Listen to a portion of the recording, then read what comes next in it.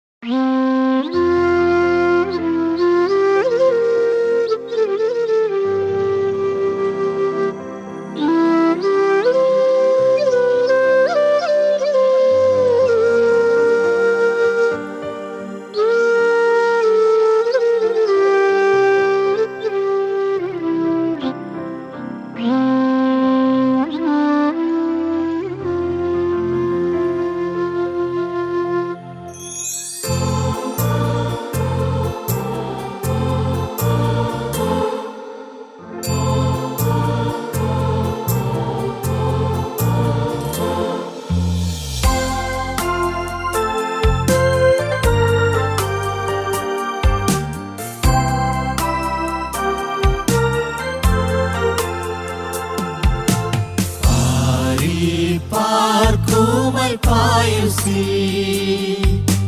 ഭാരങ്ങളധികം വേണ്ടിനി കാരീരും വാണികളേറ്റവൻ ഭാരങ്ങൾ വഹിച്ചിടും ഞാനെൻ പാദങ്ങൾ വെച്ചിടും നീങ്ങി പോകാത്ത ഭാരമേ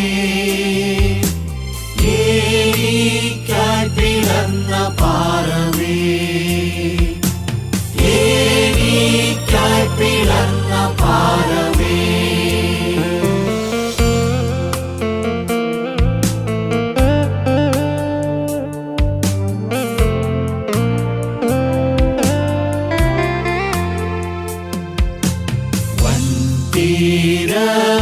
തീരകളലറുമ്പോ തീരം വിട്ടു ഞാൻ പോകുമ്പോ എൻ പടകിൽ ഞാനേകനാ ആശയത്തെന്നു തോന്നുമ്പോ ചാരത്തുണ്ടെന്നോതുന്ന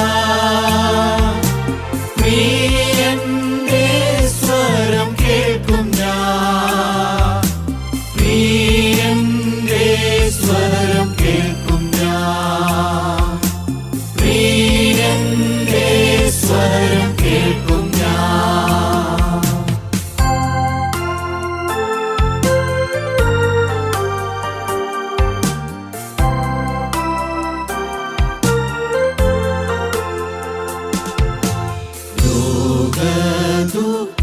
ദുഃഖങ്ങളേറുമ്പോ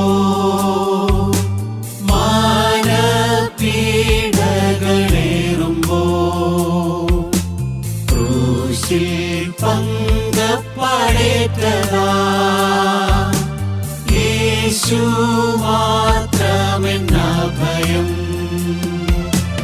മാറിൽ ചേർത്തണച്ചിടും ചേറ്റിൽ നിന്നു ഉയർത്തിടും കാതിൽ സാന്ത്വനമോദിടും കാതിൽ സാന്ത്വനമോദിടും.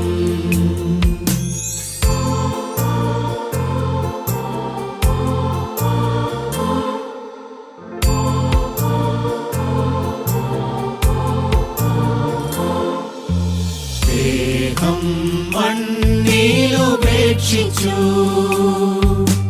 പ്രാണൻ പ്രിയനിൽ ചേരുമ്പോ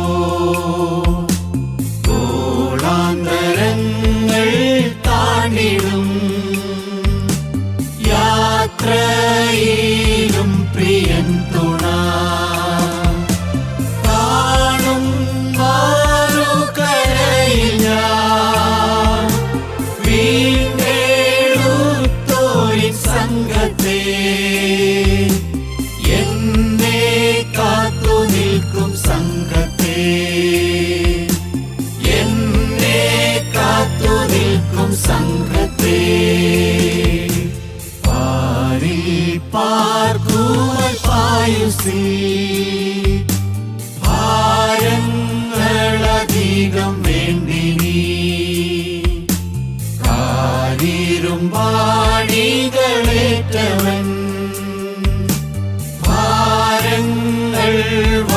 സഹിച്ചിടും.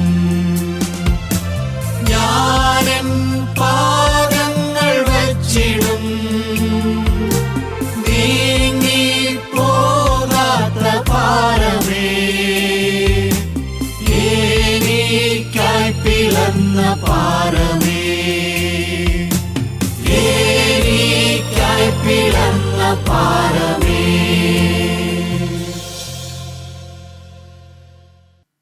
യേശുക്രിസ്തുവിൻ്റെ പരിശുദ്ധമായ നാമം മഹത്വപ്പെടുമാറാകട്ടെ. ഇളകാത്ത രാജ്യത്തെക്കുറിച്ചാണ് നാം ചിന്തിച്ചു വരുന്നത്. എബ്രായർക്ക് എഴുതിയ ലേഖനം 12-ാം അധ്യായം 28-ഉം 29-ഉം വാക്യം നമുക്ക് വായിക്കാം.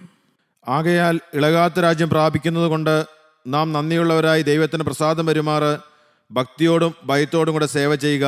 നമ്മുടെ ദൈവം ദയിപ്പിക്കുന്ന അഗ്നിയല്ലോ. ഈ ഭൂമിയിൽ മിക്കവാറും എല്ലാ ദിവസവും തന്നെ ഭൂമികുലുക്കം ഉണ്ടാകുന്നുണ്ട്, ലോകത്തിൻ്റെ വിവിധ ഭാഗങ്ങളിലായിട്ട്.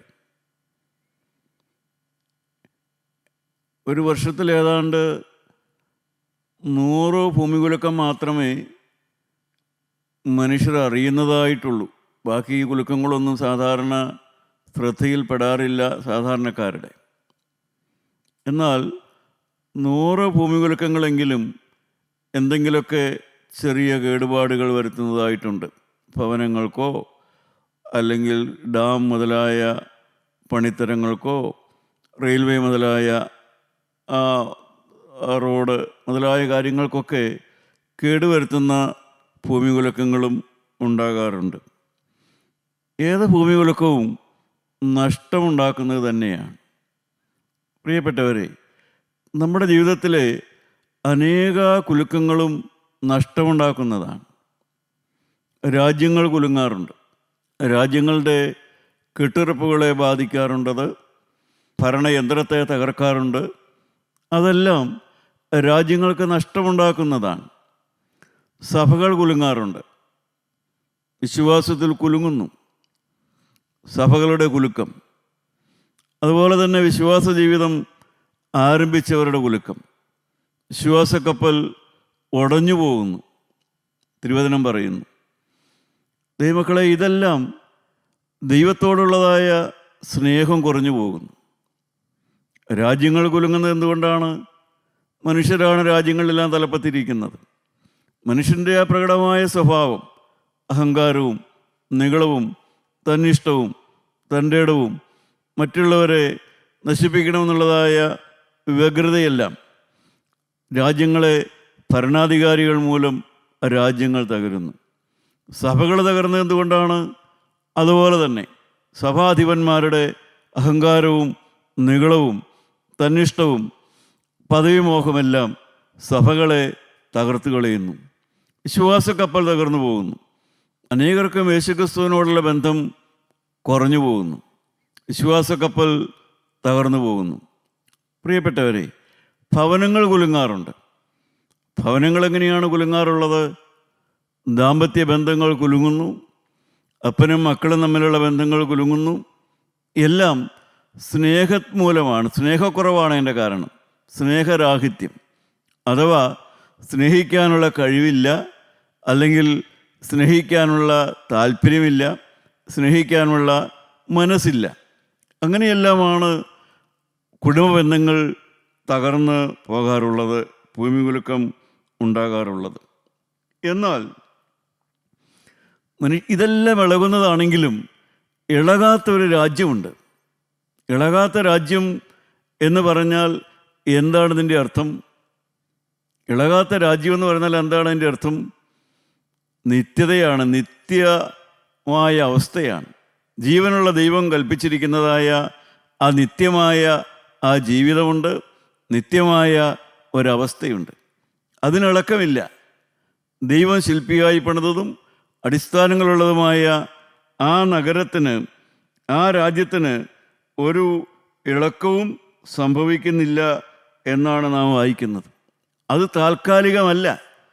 ഇവിടുത്തെ രാജ്യങ്ങളെല്ലാം താൽക്കാലികമാണ്, സഭകളെല്ലാം താൽക്കാലികമാണ്, എല്ലാ ബന്ധങ്ങളും താൽക്കാലികമാണ്, മനുഷ്യരായ നാമും താൽക്കാലികരാണ്. എന്നാൽ നാം നിത്യമായൊരവസ്ഥയിലേക്ക് മാറ്റപ്പെടും. ഇന്നത്തെ നമ്മുടെ ശരീരം താൽക്കാലികമാണ്. ഇന്നത്തെ നമ്മുടെ സ്ഥിരമായ ഒന്നെന്ന് പറയുന്നത് ഈ ശരീരത്തിനകത്തുള്ളതായ ഒരു ആത്മാവ് മാത്രമേ ഉള്ളൂ. ഈ ശരീരം താൽക്കാലികമാണ്. ഈ കാണുന്നതായ സ്നേഹബന്ധങ്ങളും ഇന്ന് നമുക്കുണ്ടെന്ന് പറയുന്ന സ്നേഹങ്ങളും താൽക്കാലികമാണ്. നിത്യമായൊരവസ്ഥയിലേക്ക് നാം മാറ്റപ്പെടുമെന്നുള്ളതാണ് വേദപുസ്തകം നമ്മളെ പഠിപ്പിക്കുന്നത്. പ്രിയപ്പെട്ടവരെ, ആ ഇളകാത്ത രാജ്യം അത് പ്രാപിക്കുന്ന മനുഷ്യരുണ്ട്. ആ ഇളകാത്ത രാജ്യം പ്രാപിക്കണം, ആ ലക്ഷ്യത്തോടെ ജീവിച്ച മനുഷ്യരുണ്ട്. എല്ലാവർക്കും ആ ലക്ഷ്യമൊന്നും വന്നിട്ടില്ല. ക്രിസ്ത്യാനികളായതുകൊണ്ടോ, ദേവാലയത്തിൽ പോകുന്നതുകൊണ്ടോ, പ്രാർത്ഥനയോഗത്തിൽ പോകുന്നതുകൊണ്ടോ, തിരുവചനം പറയുന്നത് കൊണ്ടോ എല്ലാവർക്കും ലക്ഷ്യമുണ്ടെന്നർത്ഥമില്ല. ഉപവസിക്കുന്നുണ്ട്, പ്രാർത്ഥനയുണ്ട്, മരണാനന്തര ശുശ്രൂഷകളുണ്ട്. ഇതെല്ലാം ഉള്ളതുകൊണ്ട് ഒരാൾ ഇളകാത്ത രാജ്യം പ്രാപിക്കുമെന്നുള്ളതായ ഉറപ്പില്ല.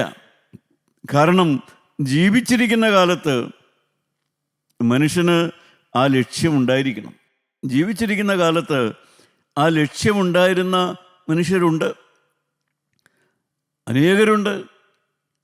എണ്ണിയാൽ തീരാത്ത ഭക്തന്മാരുണ്ട്. വേദപുസ്തകം വായിച്ചാൽ തന്നെ നമുക്ക് കാണാം അനേകർ. കർത്താവായ യേശുവിൻ്റെ ക്രൂശുമരണത്തിന് ശേഷം അവനിൽ വിശ്വസിച്ചിട്ട് എത്രയോ പേർ ആ ഇളകാത്ത രാജ്യമുണ്ടെന്നുള്ള ആ ഉറപ്പോടുകൂടെ ജീവിച്ചു, രക്തസാക്ഷികളായി മരിച്ചു, ദൈവവേല ചെയ്തു. ദൈവവേലയ്ക്ക് വേണ്ടി തങ്ങളുടെ വീടും നാടും എല്ലാം മറന്നവർ ഓടി. എല്ലാം ഇളകാത്ത രാജ്യത്തെ പ്രതിയായിരുന്നു. സഹോദരങ്ങളെ, അവർ ചിലരൊക്കെയുണ്ട് വേദപുസ്തകത്തിൽ പറയുന്ന എല്ലാവർക്കും മനസ്സിലാകുന്നവർ. പഴയ നിയമത്തിലെ ആ യൗസേപ്പ്, പഴയ നിയമത്തിലെ ആ ദാനിയേൽ, അതുപോലെ പഴയ നിയമത്തിലെ ആ യിഫ്താഹ്, നാം വായിക്കുന്ന സെൻറ്റ് പോള്, കർത്താവിൻ്റെ അപ്പോസ്തലന്മാർ, ഇവരെല്ലാം എങ്ങനെയാണ് ഇളകാത്ത രാജ്യം പ്രാപിച്ചത്? അത് പ്രാപിച്ചത് എങ്ങനെയാണെന്ന് അല്പമെങ്കിലും ഒന്ന് ചിന്തിക്കാൻ പറ്റുമെങ്കിൽ നമുക്കും ഉറപ്പായിട്ടും നമുക്കും ധൈര്യമായിട്ടും ആ ഇളകാത്ത രാജ്യത്ത് ചെന്ന് ചേരാമെന്നുള്ളതായ ആ ഉറപ്പ് നമുക്ക് പ്രാപിക്കാം. എന്തായിരുന്നു അവരുടെയെല്ലാം സവിശേഷത? അവർ അമാനുഷികരായിരുന്നു? ഇല്ല. അത്ഭുത സിദ്ധികളെല്ലാം ഉള്ളവരായിരുന്നു. എന്തെങ്കിലുമൊക്കെ അത്ഭുതം ചെയ്യാനുള്ള കഴിവുണ്ടായിരുന്നു? യൗസേപ്പിനൊക്കെ വല്ല അത്ഭുതം ചെയ്യാനുള്ള കഴിവുണ്ടായിരുന്നു? ഒന്നുമില്ല. ദാനിയേലിന് അത്ഭുതം ചെയ്യാനുള്ള കഴിവുണ്ടായിരുന്നു? ഇല്ല. യിഫ്താഹിനുണ്ടായിരുന്നു? ദൈവമക്കളെ, ഇവർക്കൊന്നും അത്ഭുതം ചെയ്യാനുള്ള ഒരു കഴിവുണ്ടായിരുന്നില്ല. എന്നാൽ അവർക്ക് എന്തായിരുന്നു പ്രത്യേകത? അവർ ഇളകാത്ത മനസ്സുള്ളവരായിരുന്നു. അവരിളകാത്ത ഹൃദയമുള്ളവരായിരുന്നു. ഈ ലോകത്തിലെ പദവി കണ്ടോ, ഈ ലോകത്തിലെ സുഖങ്ങൾ കണ്ടോ, ഈ ലോകത്തിലെ ആമോദത്തിൻ്റെ കാര്യങ്ങൾ കണ്ടോ, ഈ ലോകത്തിൽ നിങ്ങൾ ലഭിക്കുമെന്നുള്ളതായ എന്തെങ്കിലും കണ്ട് അവരിളകുന്നവരായിരുന്നില്ല. കുടുംബ ബന്ധങ്ങളെ പ്രതി അവരിളകുന്നവരായിരുന്നില്ല. പ്രിയപ്പെട്ടവർ, അവരെ ക്രിസ്തുവിനോടുള്ള ബന്ധത്തിൽ നിന്ന് മാറ്റാൻ നോക്കിയാൽ അവർ മാറുന്നവരായിരുന്നില്ല. അവർ യൗവന മോഹങ്ങളെ പ്രതി അവർ ആത്മാവിനെ ബലി കഴിക്കുന്നവരായിരുന്നില്ല. ഇന്ന് നാം കാണുന്നു എത്രയോ പേര് ആത്മാവിനെ ബലി കഴിക്കുന്നു, സ്വന്തം ആത്മാവിനെ ബലി കഴിക്കുന്നു. എന്തിനു വേണ്ടിയിട്ട്? താൽക്കാലികമായ സുഖങ്ങൾക്ക് വേണ്ടിയിട്ട്, താൽക്കാലികമായ സന്തോഷങ്ങൾക്ക് വേണ്ടിയിട്ട്. പ്രിയപ്പെട്ടവരെ, എല്ലാം താറുമാറാക്കുന്ന മനുഷ്യൻ. കാരണം ഹൃദയത്തിൽ യേശു വന്നിട്ടില്ല, ഹൃദയത്തിലേക്ക് യേശുവിനെ വിളിച്ചിട്ടില്ല. ഈ തിരുവചനം കേൾക്കുന്ന എൻ്റെ സഹോദരങ്ങളെ, നിങ്ങൾ യൗവനമോഹങ്ങളെ പ്രതി ആത്മാവിനെ നശിപ്പിക്കുന്നവരാണോ? നിങ്ങൾ മദ്യത്തെ ഇഷ്ടപ്പെട്ടിട്ട് ആത്മാവിനെ കൊന്നുകളയുന്നവരാണോ? നിങ്ങൾ അരുതാത്ത ബന്ധം വിചാരിച്ചിട്ട് അശുദ്ധിയോടുള്ള പ്രേമം മുഖാന്തരം സ്വന്തം ഭാര്യയോടുള്ള ബന്ധം നശിപ്പിച്ച് നിങ്ങളുടെ ആത്മാവിനെ നിങ്ങൾ നശിപ്പിക്കുന്നവരാണോ? നിങ്ങൾ പണത്തിൻ്റെ പുറകെ ഓടുന്നവരാണോ? പണം കിട്ടിയാൽ എല്ലാമായി എന്ന് കരുതുന്നവരാണോ നിങ്ങൾ? സഹോദരങ്ങളെ, നാം വേദപുസ്തകം വായിക്കുമ്പോഴും ഭക്തന്മാരായ ആളുകളുടെ ജീവിതചരിത്രം വായിക്കുമ്പോഴും പരിശുദ്ധ സഭയുടെ ആദിമാപിതാക്കന്മാരുടെ എല്ലാം ജീവിതചരിത്രം നാം വായിക്കുമ്പോഴും അവരെല്ലാം എത്രമാത്രം തീഷ്ണതയോടെ ക്രിസ്തുവിൻ്റെ പിന്നാലെ നടന്നു, യേശുക്രിസ്തുവിൻ്റെ പിന്നാലെ നടന്നു. അവരാണ് ഭക്തന്മാർ, അവരാണ് ഇളകാത്ത രാജ്യം പ്രാപിച്ചവർ. സഭയുടെ പുറകെ ഓടിയവരല്ല, ക്രിസ്തുവിൻ്റെ പുറകെ ഓടിയവരാണവർ. പ്രസ്ഥാനങ്ങളുടെ പുറകെ ഓടിയവരല്ല, അത്ഭുതങ്ങളുടെ പുറകെ ഓടിയതല്ല, അഭിവൃദ്ധിയുടെ സുവിശേഷത്തിൻ്റെ പുറകെ ഓടിയവരല്ല. അവരെല്ലാം കഷ്ടം സഹിച്ചാലും ശരി, യേശുക്രിസ്തുവിൻ്റെ കുരിശിനാൽ, ക്രിസ്തുവിൻ്റെ കുരിശിലെ മരണത്താൽ, അവൻ്റെ ബലിയാൽ എനിക്ക് ദൈവരാജ്യം കിട്ടുമെന്നുള്ളതായ ആ നിർണയത്തോടെ ഓടിയവരായിരുന്നു നാം വായിക്കുന്ന ഭക്തന്മാരെല്ലാവരും തന്നെ. അപ്പോസ്തലനായ പൗലോസ് പറയും, ഫിലിപ്പിയ ലേഖനം 1-ാം അധ്യായം 4-ാമത്തെ വാക്യം നമുക്ക് വായിക്കാം. ഫിലിപ്പർക്ക് എഴുതിയ ലേഖനം 1:4 നമുക്ക് വായിച്ചു നോക്കാം. നിങ്ങളിൽ നല്ല പ്രവൃത്തി ആരംഭിച്ചവൻ യേശുക്രിസ്തുവിന്റെ നാളോളം അതിനെ തികയ്ക്കുമെന്ന് ഉറപ്പായി വിശ്വസിച്ചുമിരിക്കുന്നു. യേശുക്രിസ്തുവിൻ്റെ നാളോളം തികയ്ക്കും. എന്ത് തികയ്ക്കും? ഒരു നല്ല പ്രവൃത്തി ദൈവം എന്നിൽ തുടങ്ങിയിട്ടുണ്ട്. അതാണ് അപ്പോസ്തലൻ പറയുന്നത്. അതിന് മുമ്പുള്ള വാക്യത്തിൽ എന്താ തുടങ്ങണത്? ഞാൻ നിങ്ങൾക്ക് എല്ലാവർക്കും വേണ്ടി കഴിക്കുന്ന സകല പ്രാർത്ഥനയിലും ഞാൻ എന്ന് പറഞ്ഞിട്ടാണ് അപ്പോസ്തലൻ പറയുന്നത്. എന്നിൽ ഒരു നല്ല പ്രവൃത്തി ദൈവം ആരംഭിച്ചു. അതാണ് ആ ദമസ്കോസിലേക്ക് അപ്പോസ്തലൻ ക്രിസ്ത്യാനികളെ പീഡിപ്പിക്കാൻ വേണ്ടി ഓടുമ്പോൾ ഒരു നല്ല പ്രവൃത്തിയോടെ ആരംഭിച്ചു. നിത്യനായ ദൈവം, കർത്താവായ യേശു ക്രിസ്തു ആ യാത്രയെ തടസ്സപ്പെടുത്തിക്കൊണ്ട് അദ്ദേഹം പാഞ്ഞു പോകുമ്പോൾ അദ്ദേഹത്തെ ആ ദമസ്കോസ് റോഡിൽ മറിഞ്ഞു വീഴാനിടവന്നു. അവിടെ ക്രിസ്തുവിനെ കണ്ടുമുട്ടാനിടവന്നു. അന്ന് ഒരു നല്ല പ്രവൃത്തി ആരംഭിച്ചു. ഒരു ഇളകാത്ത ബന്ധം അദ്ദേഹം സ്ഥാപിച്ചു. ദൈവമക്കളെ, അത് ലോകപ്രകാരം അസാധ്യമായിരുന്നു. കാരണം സ്വന്തം ഇഷ്ടം, സ്വന്തം താല്പര്യം, സ്വന്തം പരിചയം, സ്വന്തം പാരമ്പര്യം, ഇതിലെല്ലാം അറിവ്, ജ്ഞാനം എല്ലാറ്റിലും ഊറ്റം കൊണ്ടിരുന്നതായൊരു മനുഷ്യൻ, അവൻ്റെ വഴിയാത്രയിൽ കിട്ടിയതായ ഒരു ദർശനം, ആ ഒരൊറ്റ ദർശനത്തിൻ്റെ പേരിൽ അതുവരെ പറഞ്ഞുകൊണ്ടിരുന്നതെല്ലാം ശരിയല്ല, അതുവരെ താൻ എന്തിനെല്ലാം നടന്നു അതൊന്നും ശരിയല്ല, ഇനി ഞാൻ പറയാൻ പോകുന്നതാണ്, എന്നെ സന്ധിച്ചതായ ആ നിത്യനായ ക്രിസ്തുവാണ് ശരി, ഞാൻ ഇതുവരെ പറഞ്ഞിരുന്നതൊന്നും അല്ല യാഥാർത്ഥ്യം, ക്രിസ്തു എനിക്ക് പറഞ്ഞു തന്നു, അതാണ് യാഥാർത്ഥ്യം എന്നുള്ളതായ ഒരു കീഴ്മേൽ മറിയുന്നതായ ഒരനുഭവം. അതാണ് നല്ല പ്രവൃത്തി ആരംഭിച്ചെന്ന് പറയുന്നത്. ഒരു പ്രാർത്ഥനയോഗത്തിന് പോയി തുടങ്ങിയതൊന്നുമല്ല, ഒരു പള്ളിയിൽ പെരുന്നാൾ കൂടാൻ പോയി കിട്ടിയതൊന്നുമല്ല, യെരൂശലേം ദേവാലയത്തിലെ പെസഹ പെരുന്നാളിനോ കൂടാര പെരുന്നാളിനോ പോയി പങ്കിട്ട് അവിടുത്തെ മഹാപുരോഹിതൻ പറഞ്ഞു കൊടുത്ത ഒരു ഉപദേശമൊന്നുമല്ല ഭാഗ്യവാനായ പൗലോസിൻ്റെ ഉള്ളിൽ നല്ല പ്രവൃത്തി ആരംഭിച്ചത്. ജീവനുള്ള ക്രിസ്തുവിനെ അദ്ദേഹം മുഖാമുഖം കണ്ടു. ആ ദൈവത്തിൻ്റെ വചനം അദ്ദേഹം കേട്ടു. അന്ന് തുടങ്ങി ഒരു സ്നേഹബന്ധം, ഒരു പിരിയാബന്ധം. സഹോദരങ്ങളെ, നിങ്ങളൊരു പിരിയാബന്ധത്തിലേക്ക് വന്നിട്ടുണ്ടോ? കർത്താവായ യേശു ക്രിസ്തുവുമായി ഒരു പിരിയാബന്ധം. ആ ബന്ധത്തിൻ്റെ പേരിൽ അദ്ദേഹത്തിൻ്റേത് എല്ലാം ബലികഴിച്ചു. ലാഭമായിരുന്നൊക്കെയും ഛേദമെന്നെണ്ണി എന്നാണ് ഫിലിപ്പിയ ലേഖനത്തിൽ പിന്നീട് അദ്ദേഹമായി പറയുന്നത്. സഹോദരങ്ങളെ, അവനത് അവസാനത്തോളം തികയ്ക്കും. ആ വാക്കിനാണ് പ്രത്യേകത. നമ്മുടെ ചിന്താവിഷയം ഏതാണ്? ഇളകാത്ത രാജ്യം പ്രാപിക്കും. എന്നിൽ നല്ല പ്രവൃത്തി ആരംഭിച്ചവൻ ക്രിസ്തുവിൻ്റെ നാളോളം, ക്രിസ്തുവിൻ്റെ രണ്ടാമത്തെ വരവോളം ആ പ്രവൃത്തി നടത്തിക്കൊണ്ടേയിരിക്കും. ഞാൻ മരിക്കുന്നതുവരെയും ക്രിസ്തുവിൻ്റെ പ്രവൃത്തി എൻ്റെ അകത്ത് നടക്കും, എൻ്റെ ഉള്ളിൽ നടക്കും. എൻ്റെ ഉള്ളിൽ വിതയും കൃഷിയും നടക്കും. എൻ്റെ ഉള്ളിൽ രൂപാന്തരം നടക്കും. എൻ്റെ ഉള്ളിൽ തെറ്റിദ്ധരുത്തൽ നടക്കും. എൻ്റെ ഉള്ളിൽ പോരാട്ടം നടക്കും. എൻ്റെ ഉള്ളിൽ ചിന്താഗതികൾ മാറിക്കൊണ്ടിരിക്കും. എൻ്റെ കാഴ്ചപ്പാടുകൾ മാറിക്കൊണ്ടിരിക്കും. കാരണം ക്രിസ്തു എൻ്റെ ഹൃദയത്തെ ഇളക്കിക്കൊണ്ടിരിക്കും. കർത്താവായ യേശു ക്രിസ്തു എൻ്റെ ഹൃദയത്തെ ഇളക്കിക്കൊണ്ടിരിക്കും. നല്ല പ്രവൃത്തി ആരംഭിച്ചവൻ എൻ്റെ മരണം വരെയും ക്രിസ്തുവിൻ്റെ നാളോളം അത് തികയ്ക്കുമെന്ന്. സഹോദരങ്ങളെ, നിങ്ങളുടെ ജീവിതത്തിൽ ക്രിസ്തുവിൻ്റെ പ്രവൃത്തി ആരംഭിച്ചിട്ടുണ്ടോ? എൻ്റെ 35-ാമത്തെ വയസ്സിൽ എൻ്റെ ജീവിതത്തിൽ ആ നല്ല പ്രവൃത്തി ജീവനുള്ള ദൈവം ആരംഭിച്ചു തന്നു. ദൈവത്തിൻ്റെ വചനം കേട്ടു. സക്കായിയെ നീ ഇറങ്ങി വാ എന്നുള്ളതായ ദൈവത്തിൻ്റെ വചനം ഒരു ദൈവദാസൻ പറഞ്ഞപ്പോൾ അതെന്നോടാണെന്ന് മനസ്സിലാക്കിക്കൊണ്ട് എൻ്റെ അഹങ്കാരവും എൻ്റെ നികളവും അതുവരെയുള്ള എൻ്റെ ചിന്താഗതിയും അതുവരെയുള്ള എൻ്റെ മനോഭാവവും എല്ലാം മാറ്റിവെച്ചിട്ട് കർത്താവായ യേശുവേ എൻ്റെ ഹൃദയത്തിലേക്ക് വരണമേ എന്ന് ഞാൻ പ്രാർത്ഥിക്കാനിട വന്നു.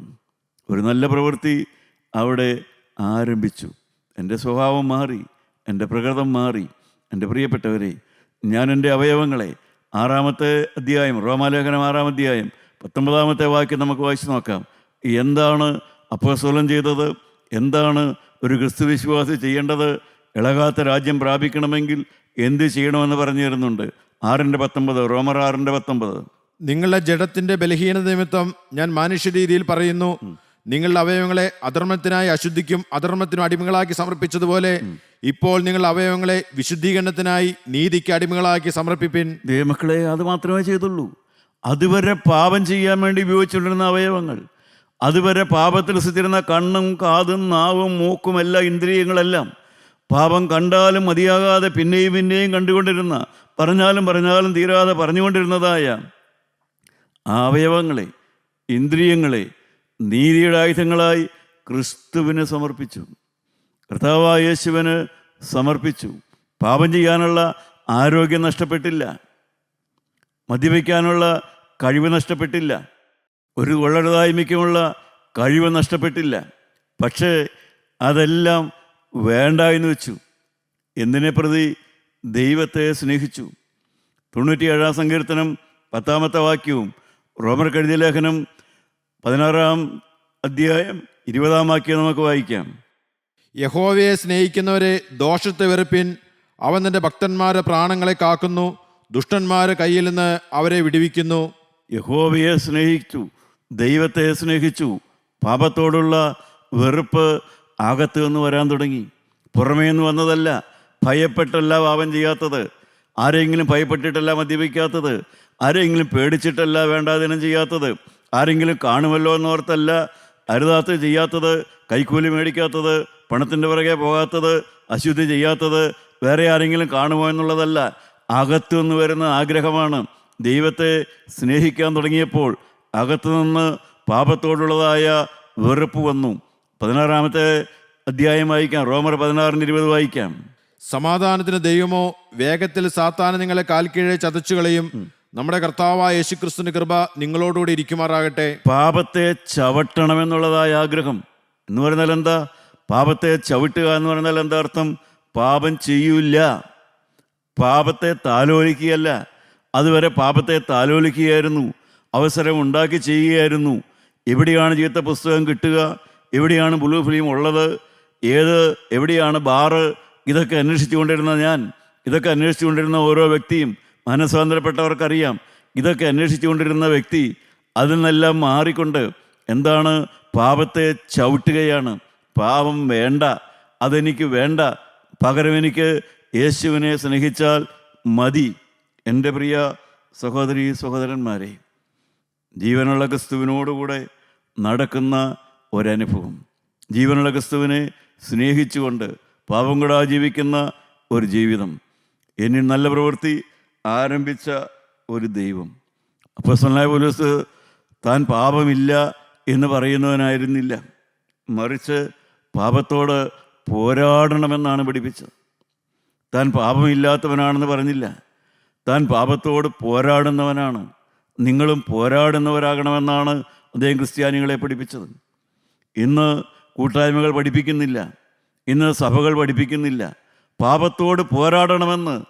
പ്രിയപ്പെട്ടവരെ, ഇന്ന് ക്രൈസ്തവൻ്റെ ആരാധനാ കേന്ദ്രങ്ങളിൽ നിന്ന് അവനെ പഠിപ്പിക്കുന്നില്ല, അവൻ്റെ കുഞ്ഞുങ്ങളെ പഠിപ്പിക്കുന്നില്ല, യുവതിയുവാക്കന്മാരെ പഠിപ്പിക്കുന്നില്ല പാപത്തോട് പോരാടണമെന്ന്.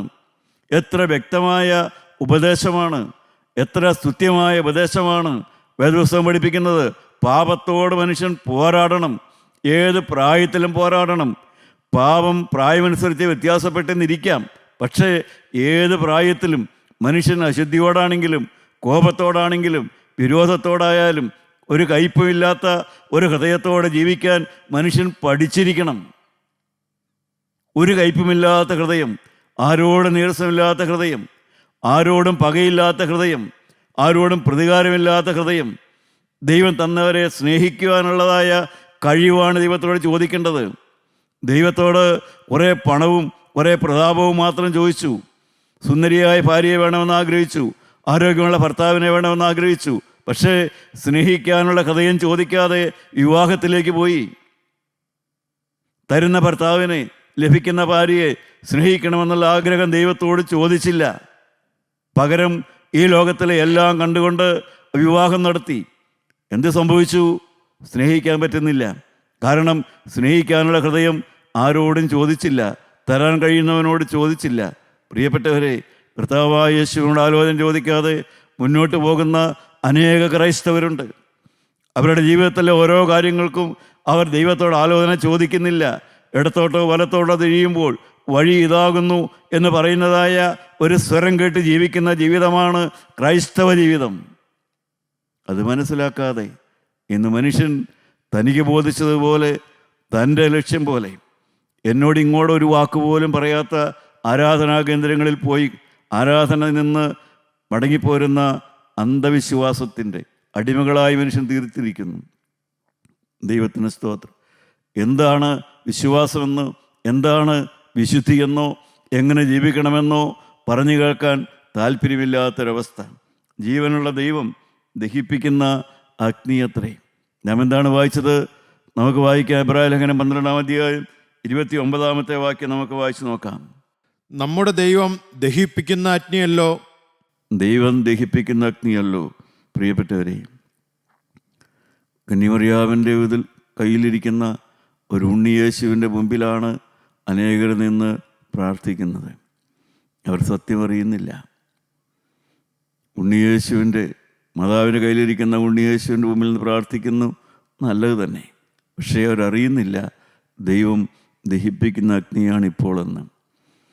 കാൽവരി ക്രൂശിൽ മൗനമായി കിടക്കുന്ന ഒരു ക്രൂശിൻ്റെ രൂപത്തിൽ നിന്നുകൊണ്ട് അനേകർ പ്രാർത്ഥിക്കുന്നു. അവരും ഗ്രഹിക്കുന്നില്ല ദൈവം ദഹിപ്പിക്കുന്ന അഗ്നിയാണെന്നുള്ളത്. പ്രിയപ്പെട്ടവരെ, നാം ഒരു കാര്യം ഓർക്കണം. നമ്മുടേതായ സങ്കല്പങ്ങൾ എന്താണ്? ഒരു കത്തുന്ന മെഴുകുതിരി, അതൊരു തീയാണ്. ആ തീ വേണമെങ്കിൽ നമുക്ക് കയ്യിൽ പിടിക്കാം. ഒരു കത്തുന്ന മെഴുകുതിരി കയ്യിൽ പിടിക്കാം, അതിൻ്റെ മുമ്പിൽ നമുക്ക് നിൽക്കാം. പക്ഷേ ഒരു കാട്ടുതീയാണെങ്കിലോ, ഒരു കാട്ടുതീയും തീയാണ്. ആ തീയുടെ മുമ്പിൽ നമുക്ക് നിൽക്കാൻ പറ്റുമോ? ഒരു കത്തുന്ന മെഴുകുതിരിയുടെ മുമ്പിൽ നിൽക്കാൻ പറ്റും. ഒരു കത്തുന്ന തീയുടെ മുമ്പിൽ, കത്തുന്ന ഒരു കാട്ടുതീയുടെ മുമ്പിൽ നിൽക്കാൻ ഏത് മനുഷ്യനും സാധിക്കും? അതാണ് ദൈവത്തിൻ്റെ വചനം പറയുന്നത്. അവൻ ദഹിപ്പിക്കുന്ന അഗ്നിയാണെന്ന് പറയുന്നത്. അവൻ്റെ മുമ്പിൽ നിൽക്കാൻ ആർക്ക് കഴിയും? ദൈവമക്കളെ, നമ്മുടെ വഴിപാടുകളോ നേർച്ചകളോ പ്രസംഗങ്ങളോ ഞാൻ പ്രസംഗിക്കുന്നു, ഒരു കത്തുന്ന തീയുടെ മുമ്പിലാണ് ഞാൻ നിൽക്കുന്നതെന്നുള്ളതായ ആ ബോധം എനിക്കുണ്ടോ? ഒരു മെഴുകുതിരിയുടെ കത്തിച്ച് വെച്ച് അതിന് മുമ്പിൽ നിന്ന് പ്രസംഗിക്കാം, ആരാധന നടത്താം, ആരാധന അർപ്പിക്കാം. പക്ഷേ ഒരു കത്തുന്ന തീയുടെ മുമ്പിലാണ് ഞാൻ നിൽക്കുന്നതെന്നുള്ളതായ ബോധത്തോടുകൂടെ ആത്മീയ ശുശ്രൂഷ ചെയ്യാൻ ആർക്കാണ് സാധിക്കുന്നത്? എന്നാൽ വേദപുസ്തകം പറയുന്നു, ആ കത്തുന്ന തീയുടെ മുമ്പിലാണ് നമുക്ക് വേണ്ടി കർത്താവായ യേശുക്രിസ്തു കാൽവരിയിൽ ഒരു യാഗമായി തീർന്നത്. ആ ദൈവകോപ തീയിൽ കത്തുന്ന ആ തീയിലാണ് യേശുക്രിസ്തു നമുക്ക് വേണ്ടി ഒരു യാഗമായി അർപ്പിക്കപ്പെട്ടത്. പ്രിയപ്പെട്ടവരെ, അതുകൊണ്ടാണ് ഞാൻ നിങ്ങളുടെ മുമ്പിൽ നിൽക്കുന്നത്. ആ യേശുവിൻ്റെ യാഗത്തിൻ്റെ പുറകിലാണ് ഞാൻ നിൽക്കുന്നത്, ഏതോ ഒരു ശുശ്രൂഷകനും നിൽക്കുന്നത്. നമ്മുടെ തലകളെ നമുക്ക് വണക്കാം. എൻ്റെ പ്രിയപ്പെട്ടവരെ, കത്തുന്ന തീയാണ് ദൈവം, ദഹിപ്പിക്കുന്ന അഗ്നിയാണ് ദൈവം. ആ തീയുടെ മുമ്പിൽ നിൽപ്പാൻ നമുക്കിന്ന് പ്രാപ്തി കിട്ടുന്നത്, ഇന്ന് പ്രാർത്ഥിച്ചാൽ ഫലം കിട്ടുന്നത്, ഇന്ന് നമുക്ക് പ്രത്യാശ കിട്ടുന്നത്, ഇന്ന് മരിച്ചാൽ ഉയർത്തെഴുന്നേൽക്കുമെന്നുള്ള ധൈര്യം കിട്ടുന്നത് ദൈവകോപത്തിയിൽ വെന്തരിഞ്ഞ യേശു ക്രിസ്തുവിൻ്റെ വലിയ മുഖാന്തരമാണ്. പ്രിയ ദൈവവേദലേ, നിൻ്റെ ജീവിതം അവന് നീ കൊടുത്തിട്ടുണ്ടോ? നിൻ്റെ ഭാവി അവനെ ഏൽപ്പിച്ചിട്ടുണ്ടോ? നിൻ്റെ ഹൃദയത്തിലേക്ക് വരാൻ അവനെ വിളിച്ചിട്ടുണ്ടോ? അവൻ നിനക്ക് വേണ്ടി ദൈവകോപത്തിയിൽ വെന്തെരിഞ്ഞവനാണ്. ഇപ്പോൾ നമുക്ക് ഹൃദയം കൊണ്ട് അവനെ ഒന്ന് വിളിക്കാം. എൻ്റെ പ്രിയപ്പെട്ടവരെ, ഭക്തന്മാരവനെ ഹൃദയത്തിലേക്ക് വിളിച്ചവരാണ്. ഭാഗ്യവാനായ പൗലോസ് ഹൃദയത്തിലേക്ക് അവനെ വിളിച്ചതാണ്. അനേക ഭക്തന്മാരുടെ ഹൃദയത്തിൽ അവൻ വന്നിട്ടുണ്ട്. അനേക പട്ടിണി പാവങ്ങളുടെ ഹൃദയത്തിൽ യേശു ക്രിസ്തു വസിക്കുന്നുണ്ട്.